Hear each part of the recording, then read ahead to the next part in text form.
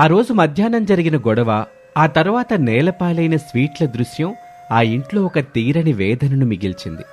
ఇలాంటి పరిస్థితుల్లో కుటుంబ భవిష్యత్తు గురించి ఒక గట్టి నిర్ణయం తీసుకోవాలని రాఘవయ్య గారు నిశ్చయించుకున్నారు.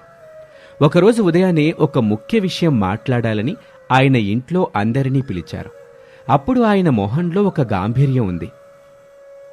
సుధాకర్, కాంతమ్మ, అలాగే అనామిక, అందరూ ఒకసారి ఇలా రండి. మీతో ఒక ముఖ్యమైన విషయం మాట్లాడాలి. రాఘవయ్య పిలుపు వినగానే పొలానికి వెళ్లటానికి సిద్ధమైన సుధాకర్ అక్కడికొచ్చాడు. వంటింట్లో ఉన్న అనామిక భయపడుతూ వచ్చి అక్కడ నిలబడింది. కాంతమ్మ ముఖంలో అదే విసుగు, చిరాకు ప్రదర్శిస్తూ వచ్చి నిలబడింది. ఏం నాన్నా, పొద్దు పొద్దున్నే అందర్నీ పిలిచావు? ఏమైనా విశేషమా? విశేషమే సుధాకరు. మన అనామిక చదువు పూర్తయింది. ఇక మనం ఆలస్యం చెయ్యాల్సిన అవసరం లేదు. మన అనామికకి ఒక మంచబ్బాయిని చూసి పెళ్లి చేద్దామని నేను అనుకుంటున్నాను. మీ అభిప్రాయం కూడా ఏంటో చెప్పండి. నా మనసులో ఉన్న మాటే నువ్వు చెప్పావు నాన్న. నేను అదే విషయం ఆలోచిస్తున్నాను. మన అనామిక ఒక ఇంటిదైతే చూడాలని నాకు మాత్రం ఆశగా ఉండదా నాన్న? ఓహో, అనామిక పెళ్ళే? బానే ఉంది మీ ఆలోచన. అయితే నా దగ్గర ఓ మంచి సంబంధం ఉంది. పక్కూర్లో ఉండే వీరయ్య కొడుకు సీను ఉన్నాడు కదా, ఆడికి ఇచ్చి మన అనామికని పెళ్లి చేద్దాం. ఎట్టాగాళ్ళు మనకి బాగా తెలిసినోళ్లేగా. కాంతమ్మ, నీకు వాళ్ళ గురించి తెలిసి మాట్లాడుతున్నావా, తెలియక మాట్లాడుతున్నావా?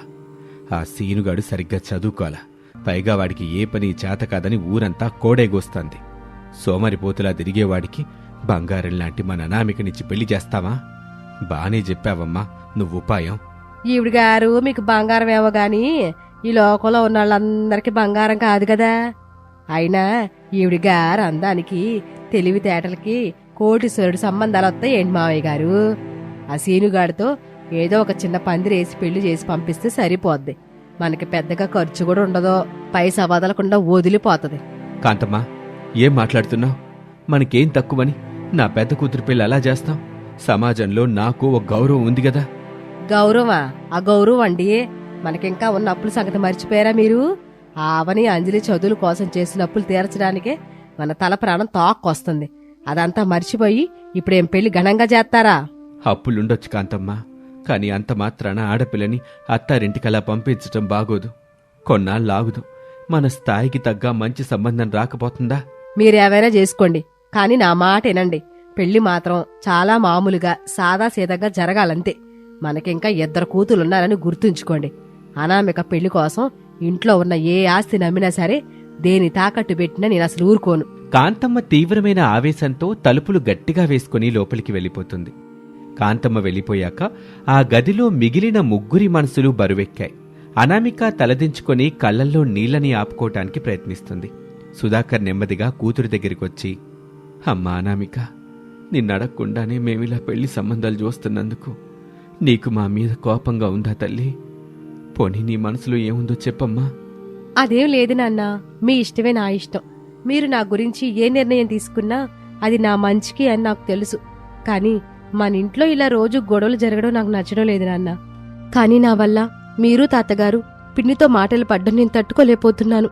అమ్మాయి, నీలాంటి విద్యావంతురాలు, సంస్కారవంతురాలు ఈ ఇంట్లో పుట్టటం మా అదృష్టం. మీ పిన్ని మాటలు అసలు పట్టించుకోకు. నీకు మంచి అబ్బాయిని చూడడం ఈ ముసలి తాతయ్య బాధ్యత. నాకు ఏ ఆడంబరాలొద్దు నాన్న. పిన్ని అన్నట్టు నా పెళ్లికి పెద్దగా ఖర్చు చేయాల్సిన అవసరం లేదు. నా వల్ల మన కుటుంబం మరింత అప్పుల్లో కూరుకుపోవడం నాకిష్టం లేదు. నువ్వలా అనకు తల్లి. నా ప్రాణం పోయినా నిన్నలా సాదాసీదాగా పంపించను. నీకు తగిన వరుణ్ణి తెచ్చి నిన్ను మహాలక్ష్మిలా పంపిస్తాను. ఆ రోజు నుంచి రాఘవయ్య ఊళ్ళోనూ చుట్టుపక్కల గ్రామాల్లోనూ తనకు తెలిసిన వాళ్ళందరికీ అనామికకి మంచి సంబంధాలు చూడమని చెప్పటం మొదలుపెట్టారు. అలా చాలా మందితో మాట్లాడారు. కాని అనామిక తెలివితేటలకి, గుణానికి సరిపోయే అబ్బాయి ఎక్కడా కనిపించలేదు. అప్పుడు రాఘవయ్యకి ఒక పాత బంధువు గుర్తుకొచ్చాడు. ఆయనే ప్రసాద్. ప్రసాద్ అనామిక తల్లివైపు నుంచి అలాగే రాఘవయ్య గారికి కూడా చుట్టమవుతాడు. సుధాకరు, మన ప్రసాద్ ఉన్నాడు గదా, ఆయనకు కూడా ఓసారి ఫోన్ చేసి అడిగితే బాగుంటుందనిపిస్తుందిరా. ఆయన మన కుటుంబానికి ఎంతో ఆప్తుడు. అవునన్నా, ప్రసాద్ గారు చాలా మంచివారు, మనసున్న మనిషి. ఆయనకోసారి అడిగి చూడడంలో తప్పులేదు. అమ్మా అనామిక, ఓసారి ప్రసాద్ గారి నెంబర్కి డైల్ చేసి నాకివ్వు తల్లి. అనామిక తన తాతగారు చెప్పిన నెంబర్కి డయల్ చేసి ఇచ్చింది. అవతలి వైపు నుంచి ప్రసాద్ ఫోన్ ఎత్తాడు. హలో, రాఘవయ్య గారేనా? నమస్కారం అండి. ఎంత కాలానికి ఫోన్ చేశారు? అంతా క్షేమమేనా? నమస్కారం ప్రసాదు. మేమంతా ఇక్కడ క్షేమంగానే ఉన్నాం. మీరంతా ఎలాగున్నారు? పిల్లలు, శారద బావుందా? మాకేం లోటు లేదు రాఘవయ్య గారు. మీ దయ వల్ల అంతా బావున్నాం. ఇంతకీ ఏమిటి విశేషం? ఏమీ లేదు ప్రసాదు. మన అనామిక ఉందిగా, తనకిప్పుడు పెళ్లి సంబంధాలు చూస్తున్నాం. మీ దృష్టిలో ఎవరైనా మంచి బుద్ధివంతుడైన అబ్బాయి ఉంటే చెప్పండి. అందుకే ఫోన్ చేశాను. అనామిక, ఆ పిల్లని నేనెప్పుడో చిన్నప్పుడు చూశాను. ఇప్పుడు ఎలా ఉంది రాఘవయ్య గారు? ఏం చదువుకుంది? అనామిక ఇప్పుడు చాలా పెద్దదైపోయిందండి. చాలా తెలివైంది. తనకొచ్చిన మార్కులకి ఇంటర్లోనూ, డిగ్రీలోనూ, పీజీలోనూ కూడా ఫ్రీగానే సీట్లొచ్చాయండి. ఈ మధ్య తన పీజీ ఫైనల్ ఇయర్ రిజల్ట్ వస్తే మన అనామిక కాలేజీ ఫస్ట్ వచ్చిందండి. అవునా? మీరు చెప్పేది వింటుంటే నిజంగా చాలా సంతోషంగా ఉందండి. ఎంత గొప్ప వార్త చెప్పారు. పాపం ఆ అమ్మాయి తల్లి బ్రతుకుంటే ఈరోజు ఎంత ఆనందపడేదో గదా. అయినా అనామిక ఇంత స్థాయికి రావటం నాకు చాలా గర్వంగా ఉందండి. మీరస్సలు కంగారు పడకండి రాఘవయ్య గారు. అమ్మాయికో మంచి అబ్బాయిని వెతికి పెట్టే పూర్తి బాధ్యత నాది. చాలా సంతోషం ప్రసాద్ బాబు. మీ మీద నమ్మకంతో నీలా అడిగాను. ఉంటాను మరి. రాఘవయ్య ఫోన్ కట్ చేశాక అనామిక కుతూహలంగా తాతగారి వైపు చూసింది. తాతగారు, ఇంతకీ ఈ ప్రసాద్ గారు మనకెలా చుట్టాలు? ఆయన కుటుంబం గురించి నాకు కొంచెం చెప్తారా? చెప్తాను వినమ్మా తల్లి. ప్రసాద్ గారు మీ అమ్మమ్మ తరపు మనకి చుట్టం అవుతారు. అలాగే నాకు కూడా దూరపు చుట్టమే. ఒకప్పుడు ఆ ప్రసాద్ చాలా కష్టాల్లో ఉండేవాళ్ళు. వ్యాపారంలో నష్టాలొచ్చి చాలా ఇబ్బంది పడ్డారు. ఆ సమయంలో మీ అమ్మమ్మ తన దగ్గరున్న నగలిచ్చి ఆయనకి సాయం చేసింది. ఆ కృతజ్ఞత ఆయన మనసులో ఎప్పటికట్టాగే ఉండిపోయింది. అవునా తాతగారు? మరి ఆయన ఇప్పుడు ఎలా ఉన్నారు? ఇప్పుడు ఆయన పెద్ద వ్యాపారవేత్తమ్మా. బాగా ఆస్తిపాస్తులు సంపాదించారు. పెద్ద బంగళా ఉంది. కానీ ఎంత డబ్బున్నా ఆయనలో ఎప్పుడూ ఆ పొగరుగాని అహంకారం గాని నేను చూడలేదు తల్లి. ఆయన భార్య పేరు శారద. చాలా పద్ధతిగల మనిషి. ఆయనకి 3 కొడుకులున్నారు. వాళ్ల పేర్లు రమేషు, సురేషు, అరుణు. 3 బుద్ధిమంతులే. అంత పెద్దవాళ్లైనా మనల్ని గుర్తించుకుని అంత ఆప్యాయంగా మాట్లాడడం చాలా గొప్ప విషయం కదా తాతగారు. అవునమ్మా తల్లి. మంచి వాళ్ళకెప్పుడు మంచి మనసే ఉంటుంది. ఆ తర్వాత కూడా రాఘవయ్య మరికొంతమందికి ఫోన్లు చేస్తూ అనామిక పెళ్లి సంబంధాల గురించి విచారిస్తూనే ఉన్నాడు. కొన్ని రోజులు గడిచాయి. ఓ రోజు మధ్యాహ్నం సుధాకర్ పొలం నుంచి తిరిగొచ్చాక ఆయన ఫోన్ మోగింది. ఫోన్ స్క్రీన్ మీద ప్రసాద్ అని పేరు కనిపించింది. ఇంట్లో రాఘవయ్య, అనామిక, కాంతమ్మ అందరూ హాల్లోనే ఉన్నారు. సుధాకర్ కంగారుగా ఫోన్ ఎత్తి మాట్లాడాడు. మాట్లాడినంతసేపు ఆయన ముఖంలో సంతోషం వెల్లువెత్తింది. ఫోన్ కట్ చేశాక ఆయన హాల్లో ఉన్న అందరి వైపు చూశాడు. నాన్నా, కాంతమ్మ, అనామిక, మీకొక పెద్ద శుభవార్త. మన అనామికకి ప్రసాద్ గారి పెద్ద కొడుకు రమేష్తో పెళ్లి చేయడానికి ప్రసాద్ గారు మనల్ని అడుగుతున్నారు. ఏంట్రా, నువ్వు చెప్పేది నిజమేనా సుధాకరు? నిజంగా ప్రసాద్ గారు తన పెద్ద కొడుకు రమేష్కే మన అనామికను చేసుకుంటామన్నారా? అవునన్నా. అనామిక తెలివితేటలు, గుణం గురించి తెలుసుకుని వాళ్ళింట్లో అందరూ ఒప్పుకున్నారంట. 3 రోజుల్లో వాళ్ళు మనింటి పెళ్లి చూపులకు వస్తున్నారంట. సుధాకర్ అలా చెప్పటంతో అనామిక మనసులో తెలియని సంతోషంతో సిగ్గుపడుతూ తలదించుకుంది. ఏంటి, అంత పెద్ద ఆళ్లతో మనకు సంబంధం కలుపుకోవడమా? అసలు ఈ లేదు. ఆళ్లతో సంబంధం అంటే మనకి పెళ్లికి చాలా ఖర్చు అవుద్ది. వెంటనే ఫోన్ చేసి ఆ సంబంధం వద్దని చెప్పండి. కాంతమ్మ, అలా ఎందుకు అనుకుంటావు? అంత మంచి సంబంధం వెతుక్కుంటూ వస్తుంటే కాదంటావా? వాళ్ళతో సంబంధం కలుపుకుంటే ఖర్చెందుకు ఎక్కువ అవుతుంది? పెద్దవాళ్ళతో సంబంధం అంటే వాళ్ళు సాదాసీదాగా పెళ్లి చేయనిస్తారా ఏంటి? పెద్ద కళ్యాణ మండపంలో పెళ్లి చెయ్యాలంటారు. పెళ్లికి ఫోటోలు, వీడియోలు కావాలంటారు. పెళ్లి భోజనంలో 10 రకాల కూరలు ఉండాలంటారు. అవన్నీ మనతో ఎక్కడవుతాయి చెప్పండి? మనకున్న అప్పులతో వీటన్నిటికీ డబ్బులు ఎక్కడి నుండి తెస్తారు? అందుకే నా మాట విని ఆ సంబంధం వద్దని చెప్పండి. ఆగు కాంతమ్మ, ముందే అంతగా ఊహించుకొని భయపడ్డం ఎందుకు? ముందు వాళ్ళని పెళ్లి చూపులకి రానివ్వు. వాళ్ళొచ్చాక మనం మన పరిస్థితుల గురించి వాళ్ళతో నిదానంగా మాట్లాడదాం. ఆ తర్వాత ఏం చేయాలో ఆలోచిద్దాం. మీరేవైనా చేసుకోండి, కానీ పెళ్లికి ఖర్చు మాత్రం ఎక్కువ అవడానికి వీల్లేదు, గుర్తుంచుకోండి. పెళ్లి చూపులు ఖాయమవటంతో అనామిక తన చెల్లెలు అవని అంజలిలకి ఫోన్ చెయ్యాలని నిశ్చయించుకుంది. హలో అక్క, ఎలా ఉన్నావు? ఏంటి ఈరోజు ఎందుకు ఫోన్ చేసావు? నేను బాగున్నానవని. అంజలి కూడా నీ పక్కనే ఉందా? స్పీకర్ ఆన్ చేయవా? మీ ఇద్దరికి ఒక ముఖ్యమైన శుభవార్త చెప్పాలి. అక్క, నేను ఇక్కడే ఉన్నాను. ఏంటా న్యూస్? తొందరగా చెప్పక్క. నాకు పెళ్లి చూపులు ఖాయమయ్యాయే.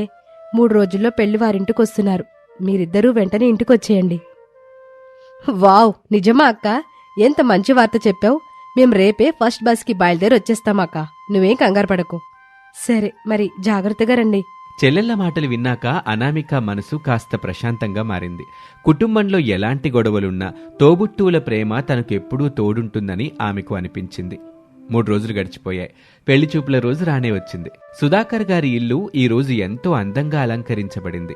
ఉదయం 10 గంటల సమయంలో ప్రసాదు, ఆయన భార్య శారద, వారి 3 కొడుకులు రమేష్, సురేష్, అరుణ్ అనామిక ఇంటికొచ్చారు. సుధాకర్, రాఘవయ్య ఎంతో ఆదరంగా వాళ్లను ఆహ్వానించి హాల్లో కూర్చోబెట్టారు. కాంతమ్మ కూడా ఎప్పుడూ లేని విధంగా ముఖాన నవ్వు తెచ్చుకొని కాఫీ కప్పులు అందించింది. కాసేపటి తర్వాత శారద అనామికని తీసుకురమ్మని చెప్పింది. చెల్లెలు అవని, అంజలి ఇద్దరూ కలిసి అనామికను పెళ్లి కూతురిలా అలంకరించి హాల్లోకి తీసుకొచ్చారు. అనామిక మెల్లగా అడుగులు వేస్తూ వచ్చి కూర్చుంది. ఆమె ముఖంలో ఉన్న కళ చూసి ప్రసాదు, శారద దంపతులు మురిసిపోయారు. చూసావా శారద, మన అనామిక ఎంత లక్షణంగా ఉందో.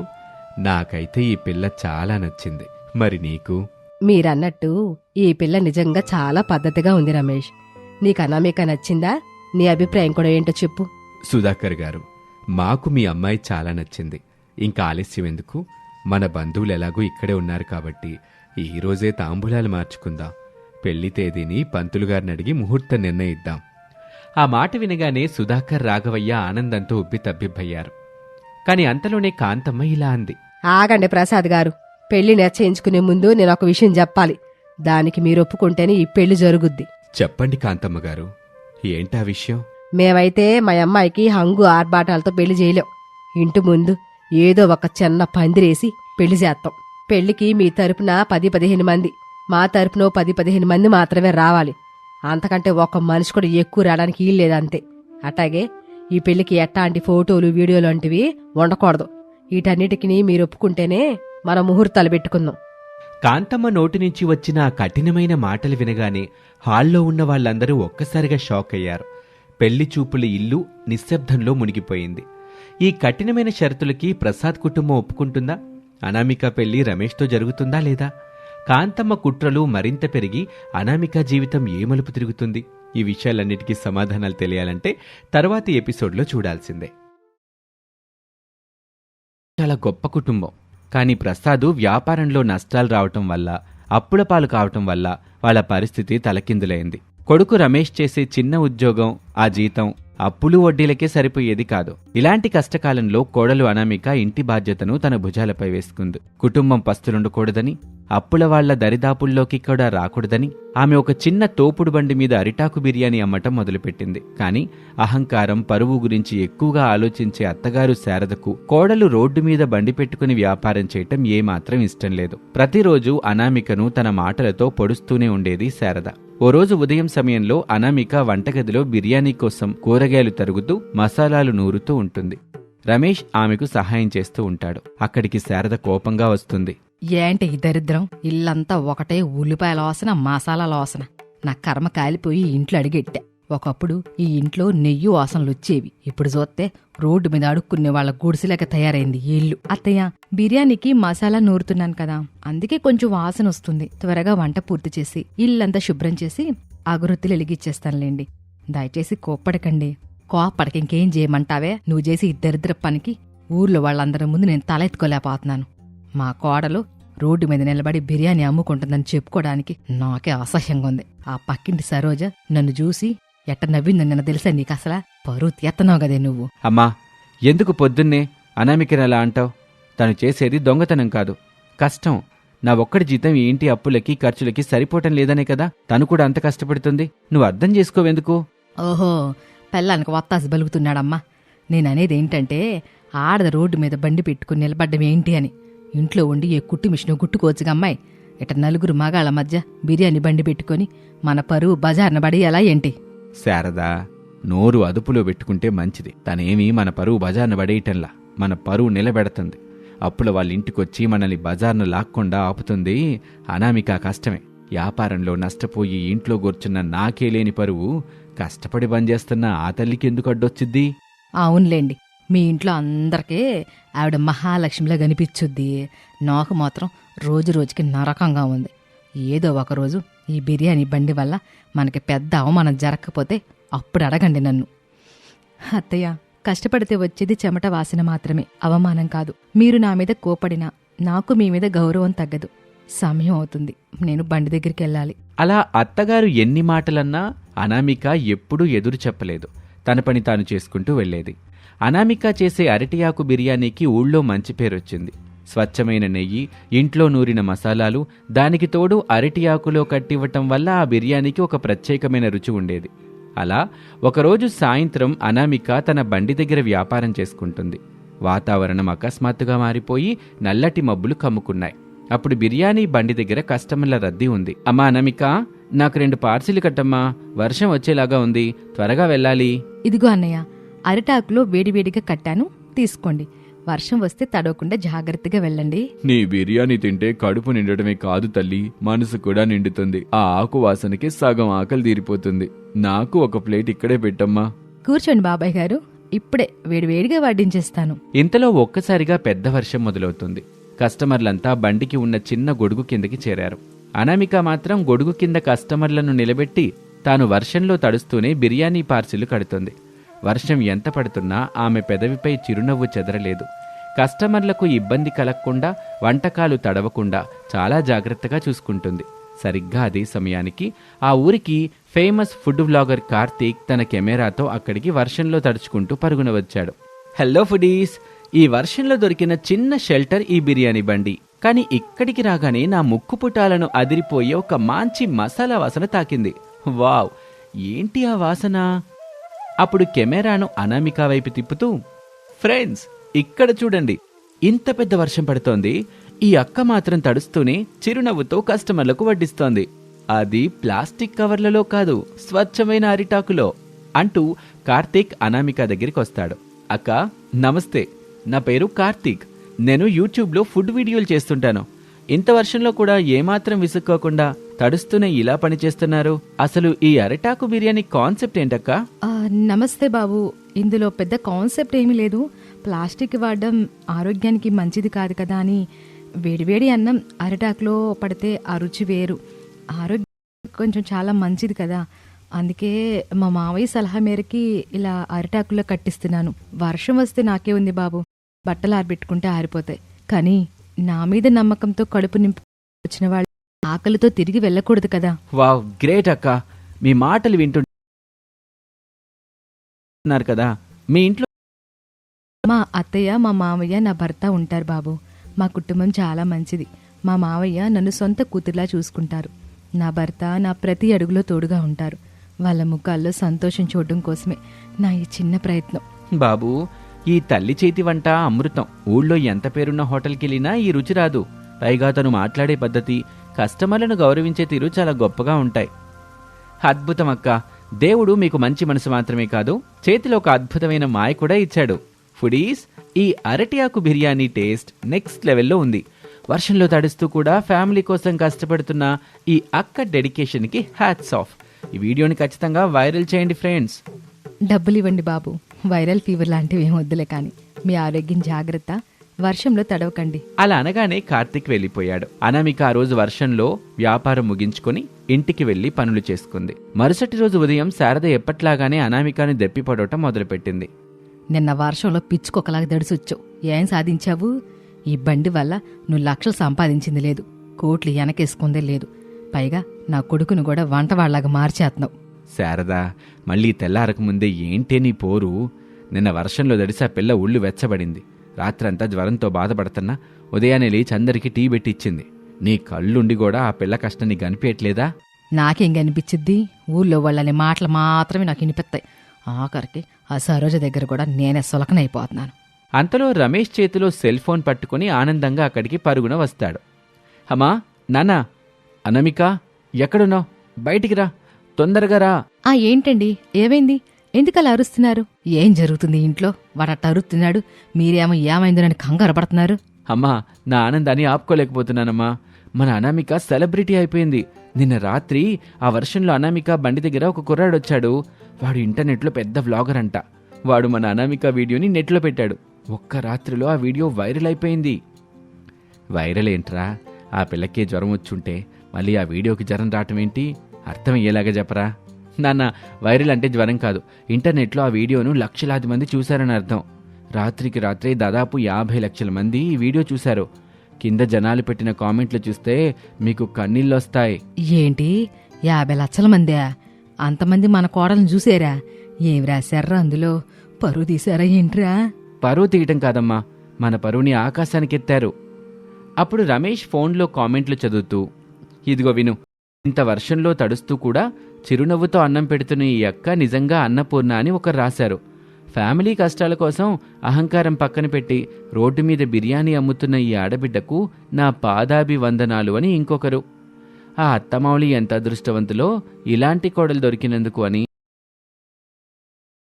అనామిక, నువ్వు మామూలు దానివి కాదు. నాకెందుకండి ఇదంతా? నా కుటుంబం కడుపు నిండితే నాకు అంతే చాలు. లక్షల మంది చూశారని నాకు గర్వం లేదు. నా అత్తమామలు నన్ను మెచ్చుకుంటే అదే నాకు 10,000. అప్పుడు రమేష్ చదువుతున్న ఆ కామెంట్లు వింటుంటే శారద గుండెల్లో కూడా ఏదో బాధ మొదలైంది. తను ఎవరిని